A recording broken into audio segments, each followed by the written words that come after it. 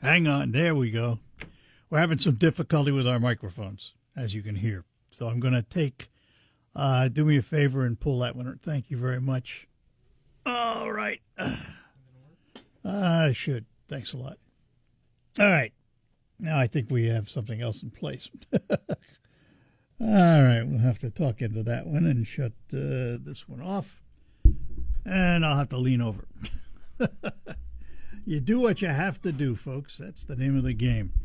And a good morning. Welcome to hour number 2 of the Art Lewis Show. Yes, indeed, sponsored by Westside Decorating Center, 5789 State Street in Saginaw, with everything you need for home decorating under one roof. You'll find it there at Westside Decorating Center.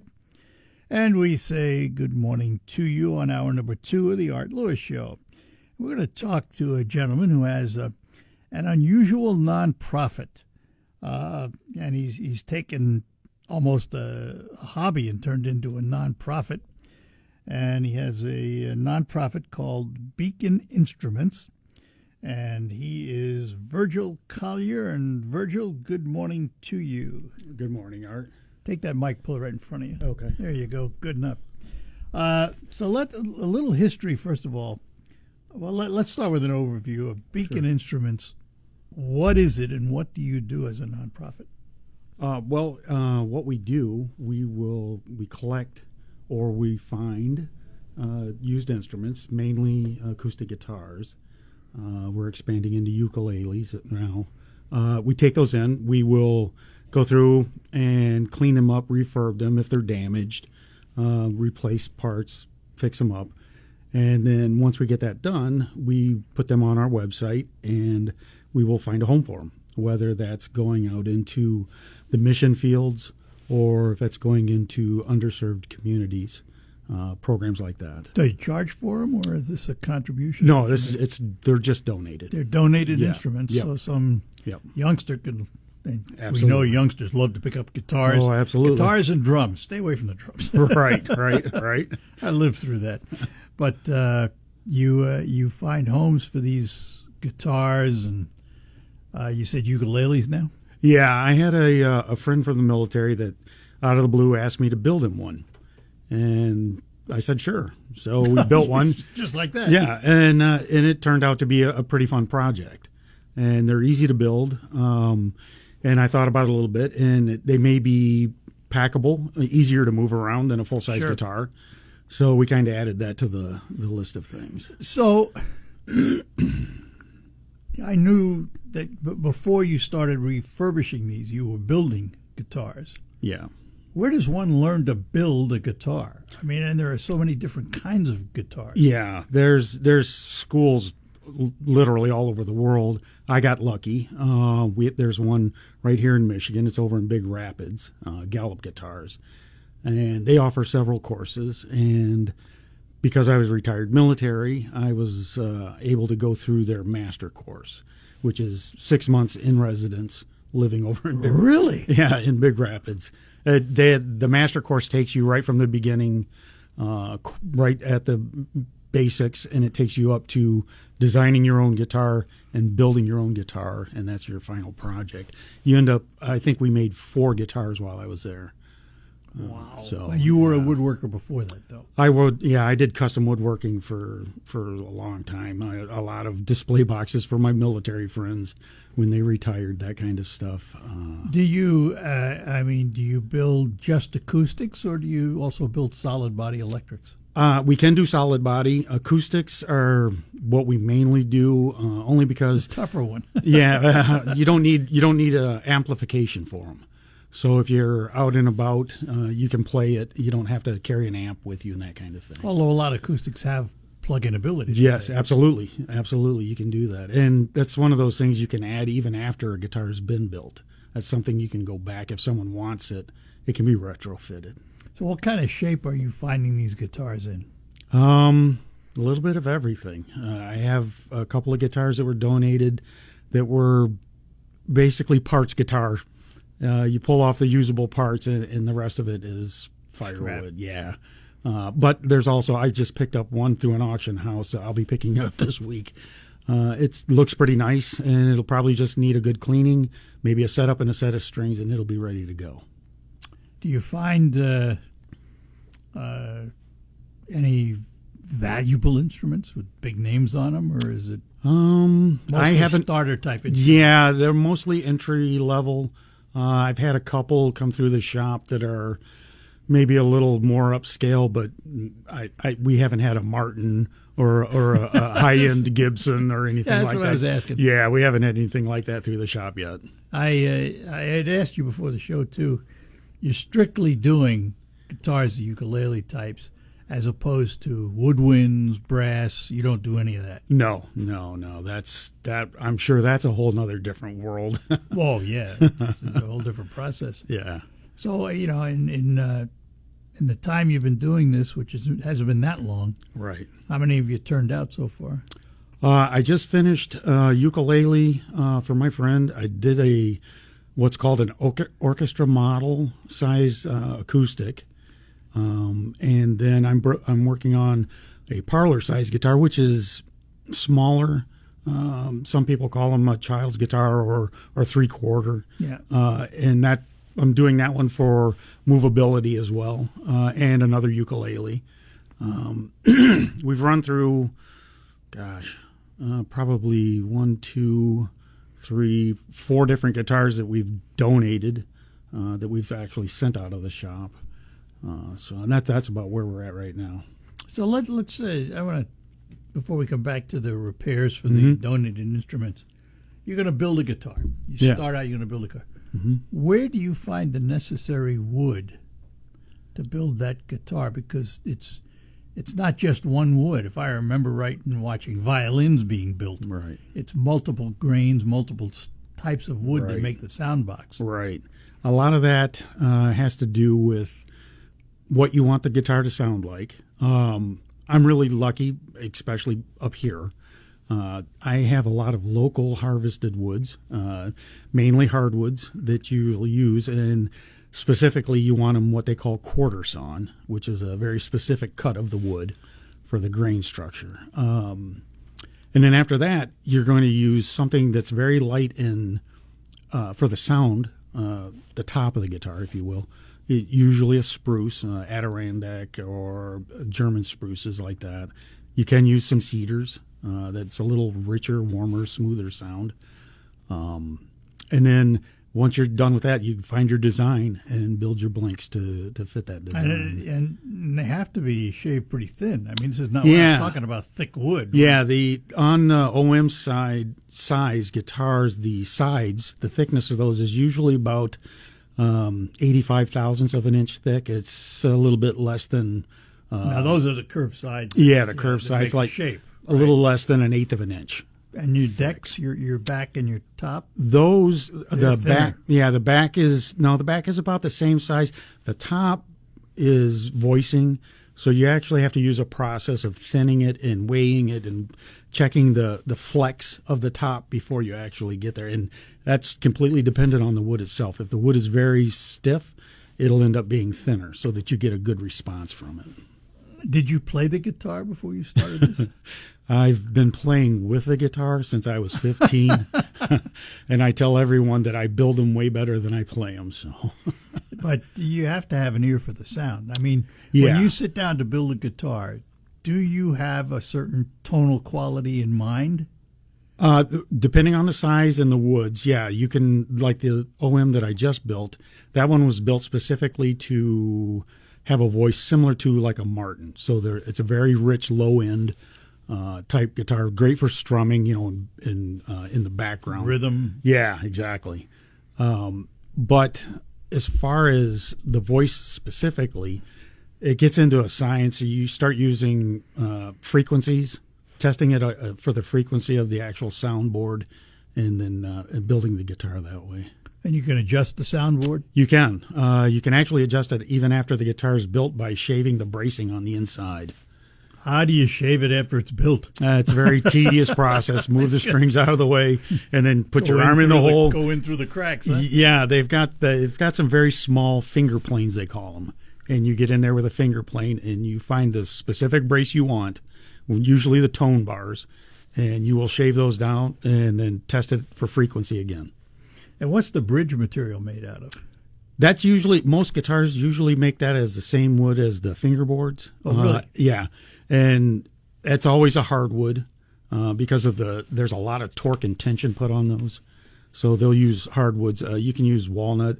There's a lot of fancy stuff out there, Coca-Cola and stuff like that. All right.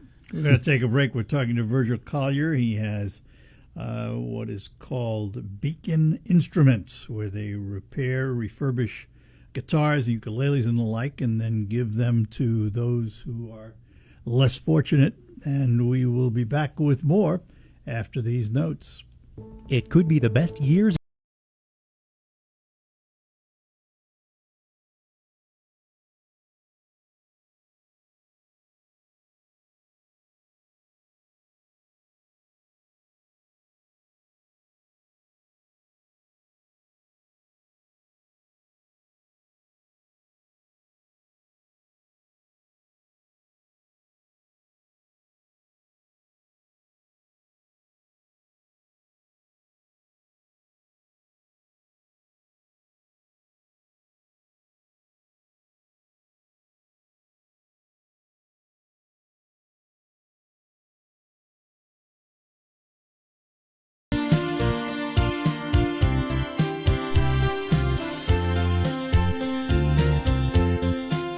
Hi, we're back with you here at WSGW. With me in studio is Virgil Collier, and he has Beacon Instruments, where they rehab instruments, guitars, and ukuleles, acoustic instruments, and then gives them to those less fortunate who music becomes a part of their life. And it's an important part of life, too, isn't it? I mean, to me, Absolutely. as much as I don't do it anymore, when I was in school a long time ago, in the 4th or 5th grade, I think it was, in New York City schools where I went to school, you had to learn an instrument. It was required. And they showed up one day with a whole bunch of instruments and say, what would you like to play? The first one I picked was drums. Lived in a New York City apartment. Wasn't going to happen.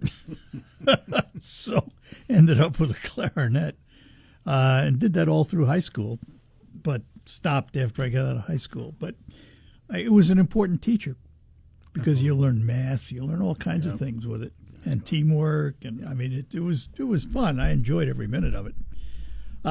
So you do guitars, you do ukuleles. Have you ever thought about the bigger instruments, the cellos and the Well, that's funny you basses? mentioned that. My goal is to one day build a cello. So what's stopping you? Well, I got to get my Maybe the cost. Yeah, that's very pricey. The spruce that you buy just for the sound for a guitar, just a decent one is going to cost you a couple $100. Oh, really? Yeah, and so when you scale that up to a piece of spruce for a cello, and those are hand carved, so they're not just a flat piece of wood. And that's the sound. That's where the sound is That's where developed, it all right? comes from. Yeah, absolutely. Because the rest of the body and the back, they're like a passive resonator. Yeah. They respond to that, and so It's like a speaker box. yeah, in a way. exactly. Yeah, very much so. Very much so. So the cellos, yeah, that's you're probably talking $1,000 just for that piece of wood. So, but I do want to build one because I think that's the perfect stringed instrument. The sound that it creates, I think, is perfect. Yeah, they are wonderful. No Yeah. doubt about it. Yeah. So, have you done violins? I built a violin for my wife because Did you really? Yeah, she played when I think she said she was 8 years old in elementary school. She started and then that fell away because they moved and then she never got back into it. So Is the technique very different from building a guitar? there are quite a few differences. The general overall construction is the same, but there's a lot of little unique things about the violin. The neck set, the bridge. It's a floating bridge, whereas on a guitar you've got a fixed bridge most of the time. Floating bridge. You mean you can move the bridge on a violin? Yeah, See, I yeah. never If you played take violin. the strings off a violin, the upright bass, the cello, and all the violas, if you take the strings off, that bridge just falls off. It's just sitting on there. It's held on by string pressure. Really? Yeah, and that allows you to what they call intonate the instrument. There you go. So it's part of the tuning. Yeah, absolutely. Wow. Just things you never knew. A lot of little details. You look at people play these instruments, and you're amazed by it, but you never think of what went into building it. Right. Like I often wondered, what makes a Stradivarius so different than any violin you can go into a store and buy today? Yeah. There's a lot of hypothesis about that. Really? Whether he was lucky and got a hold of some really nice spruce, or was it the actual design, or was it a combination of the wood and the finish that he used? We're talking long before there were machines to help and all of that. I mean, it's all hand done. Oh, yeah, absolutely. So, but no one can really nail down specifically what it is. No, they can nail down the price, though. Oh, you bet they can. I should say nail up the price, Right. So in your estimation, Mm-hmm. let's talk about the guitar. Yeah. And we're just talking acoustics as opposed to electrics. Yeah. What makes a good guitar? A lot of little things. Quality material, absolutely. The quality of the build is paramount. You could take all the good stuff you want. If you don't build it correctly, it's not going to sound right. And then after that, it's going to be setting the guitar up itself. There's a lot of little things that go into the setup, string height, the action, all that kind of thing. And then voicing. You can put it all together like you build a model car and don't touch anything, and it sounds okay.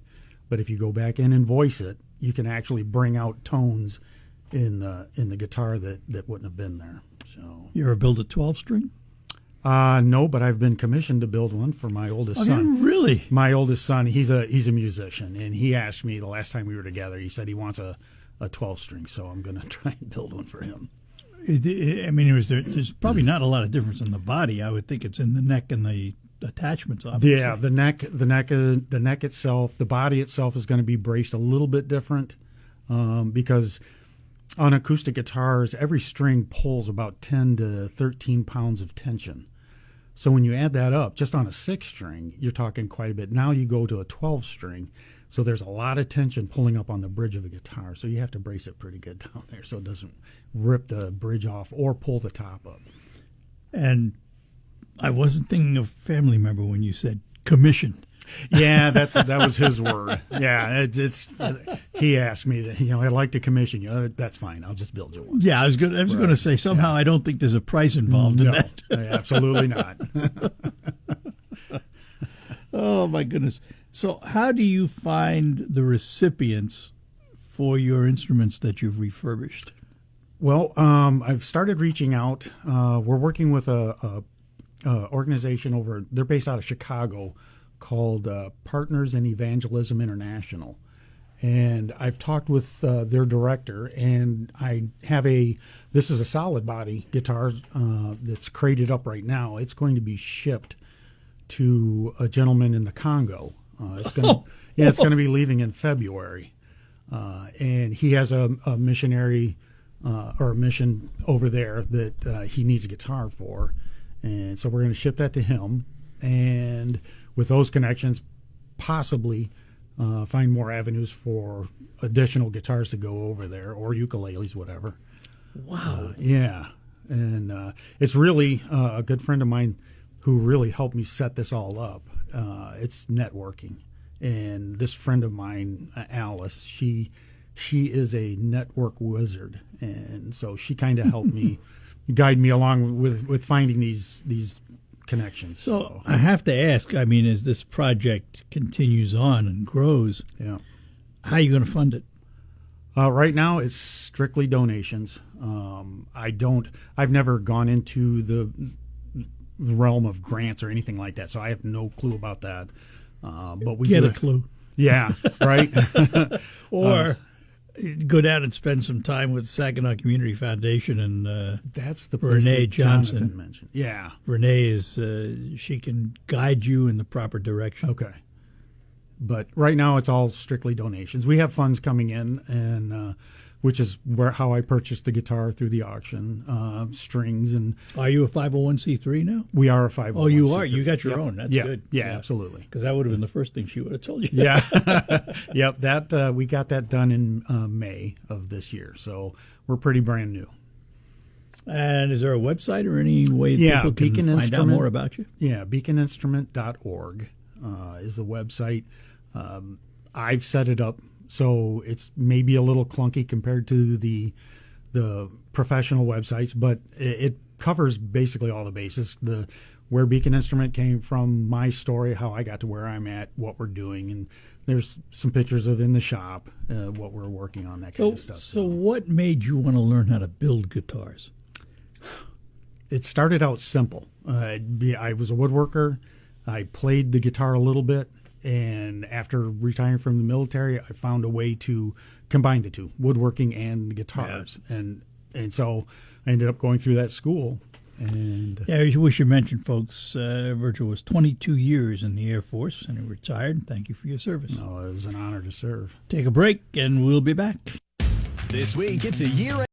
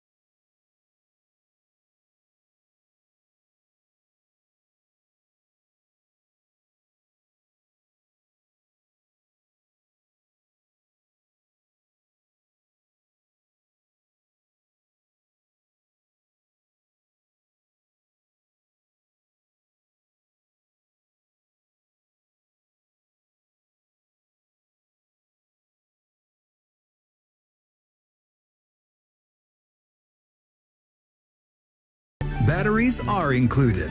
This holiday season, give a gift that's ready to go right out of the box. For everything from cleaning up the yard to cutting up firewood, Steel Tools check off the wish list and knock out the to-do list.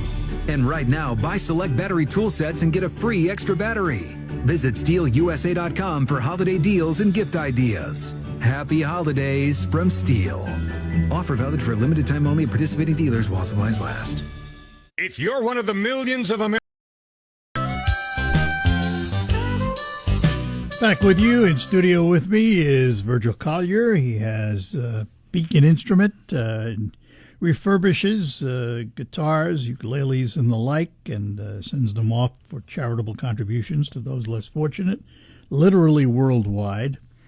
Virg, I have to ask, what role does faith have in all of this? Because I looked at your website, and Yeah. the Lord's name is prominent, let's put it that way. Very much so. It's really the only reason that Beacon Instrument came to be.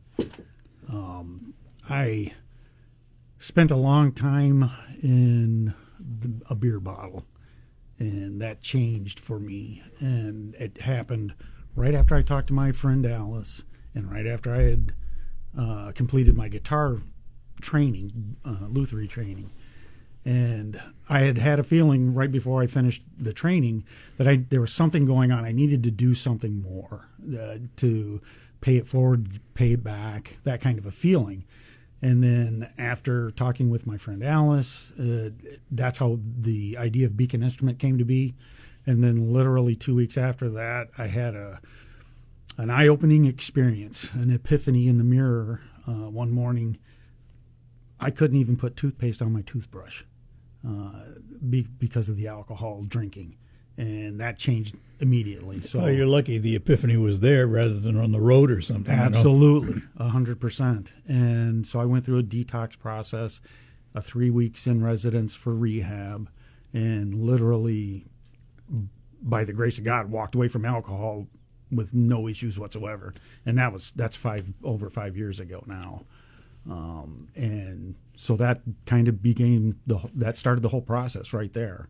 And since then, I've been working with my friend and anybody else I can get a hold of that has a clue on how to do it. At that point in time, how long had you been out of the service? Because you retired out after Yeah, 22 that years. that would have been, oh gosh, that was 2020 when that happened, and I retired in 2004, so 16. Oh, years. really? You've been out that long? Yeah, I'm an old guy. No. I'm an old guy. Okay. But so the Lord had a hand in 100%. what you did, Yeah. what you chose to do. Yep, absolutely. And, so it took you a lot of years to come to that It did. point, didn't It it? did. I was very stubborn. I recognize that. We have a lot in common. Right. And so you went through your detox. Obviously, it worked for you. Oh, yeah. Congratulations on that. No, thanks. So how did you come upon Alice, who's Alice kinda is a shaped your future? long-time family friend. I've known her for over 40, probably almost 45 years. But that was as kids when we were growing up. Our families went to the same church. And then I went into the military, and she went over to Chicago. And she was studying nursing, and we hadn't seen each other in a long time. She came up here to Midland to visit my mom, and something told me to go talk to her. And so we went over, had a conversation. I told her, I'm feeling this. I feel I need to do something. And she had her own nonprofit that dealt with hand-powered trikes for people with lower extremity disabilities. And so I knew she knew something about that. And so I talked with her, and it clicked right then at that one conversation. And so we started working together on that. And she has since moved back to Midland. She now lives in Midland. And so we're pretty close, and she helps me immensely with kind of mentoring and guiding me on this process. Yeah, because it was one thing to start and say you want to refurbish guitars and maybe give them to a local charity. It's Right. another to send something to the Congo. Right, absolutely. That's a far yeah. cry from what you might have envisioned up front. Absolutely, 100%. And that is because of her experience, because her nonprofit, I think she ran it for 15 or 20 years. And so she not necessarily knows the guitar side of it, but she knows she knows the mission fields, the people to talk to. She knows the networking side of it. Yeah, And absolutely. that's a key to any It of is. these things. It sure is. Yeah. So I know on your homepage you have donations. If someone has an instrument they don't want anymore, can they donate that? Oh, absolutely. Yeah. They can either get a hold of me through the website, or they can call the phone numbers on there. And I will either go out to pick it up, or I will meet them somewhere gladly to pull instruments in to do that. You get an instrument in. Roughly how long does it take you to refurbish one? It really depends on what's wrong with it. Like the one that I just picked up, that it looks like it's in pretty good shape, so that'll be done within a few days. Something that if it's got an actual structural problem, That's a whole nother story. that's a whole nother story. Right. Yeah. Right. All right, we'll take our last break, come back and finish up with Virgil Collier from beaconinstrument.org. Rocket Grab Plus.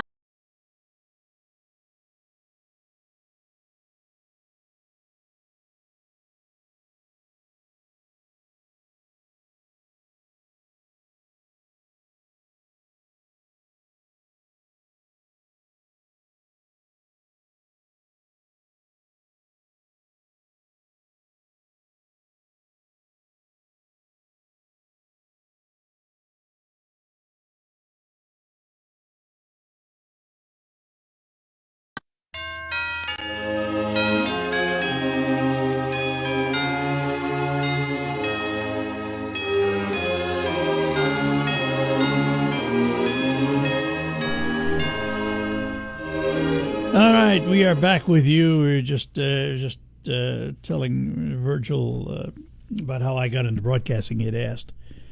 And all I can tell you is God works in mysterious ways. Yes, he does. Same way you got into what you're doing.